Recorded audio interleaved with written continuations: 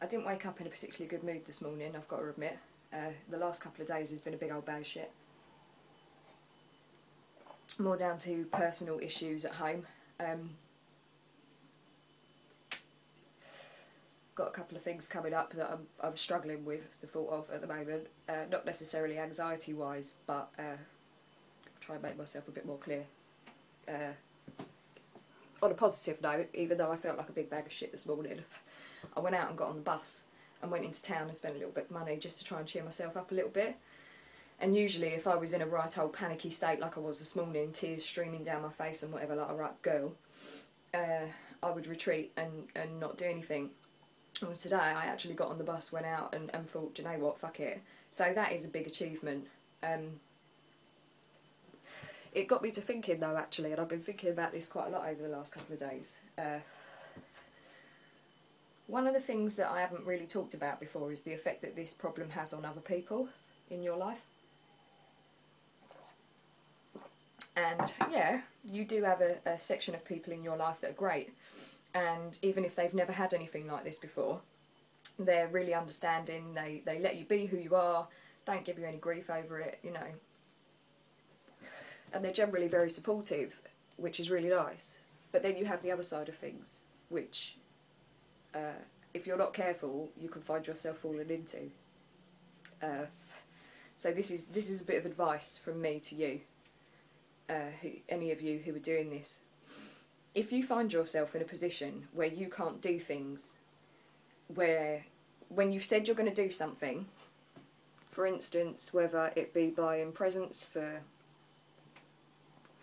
friends and family, whether it be going to an event or whatever, that you desperately want to do, you know it's the right thing to do, you know if you don't do it it's going to cause upset, but you get to the stage of where you need to go and do it, and then for whatever reason the panic kicks in, you can't get out your front door and it all goes a bit pear.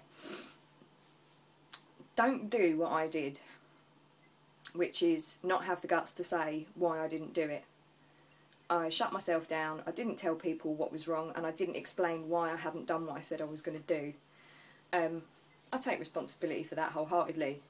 There is part of me that thinks maybe I'm the sort of person that if someone does act out of character or starts acting out of character regularly, I would immediately think, is there some reason behind it? But not everybody's like that. Not everybody realises that could be the key to it.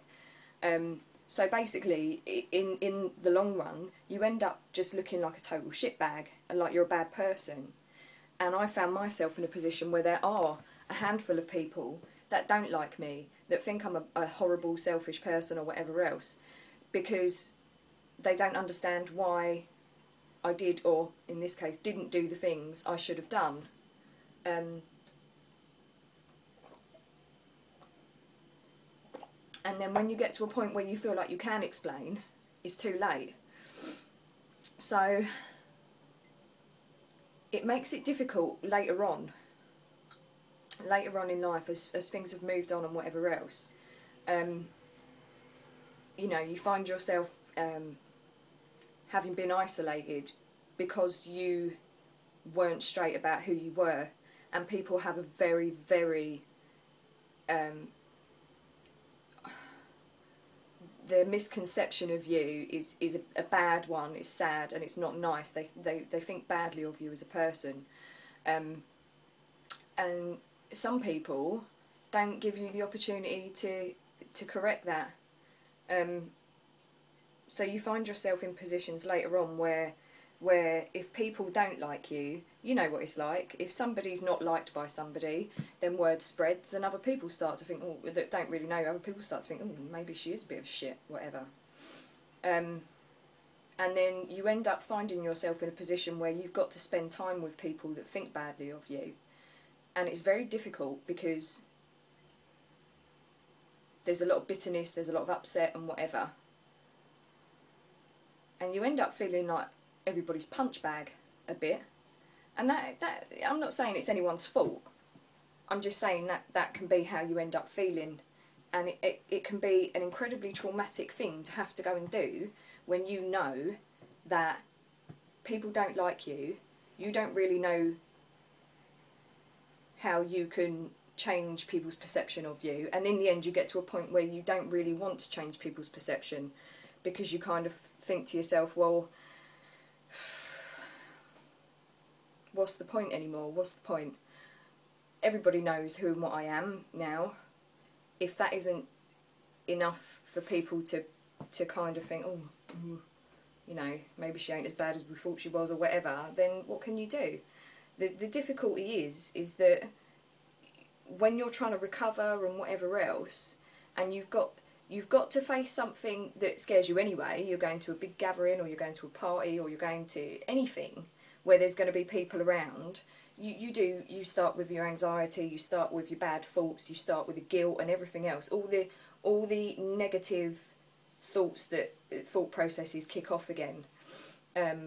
It's quite upsetting. No one likes being disliked by anyone, do they? Let's face it, no one does. You'd have to be a bit weird if you did. But you end up as an outsider in a situation where you shouldn't really be an outsider. And if you can't come back from that, then it's a shit place to be when you're trying to recover from something like this. The point is how do you recover when you're facing up to things that have caused so much difficulty beforehand in your life?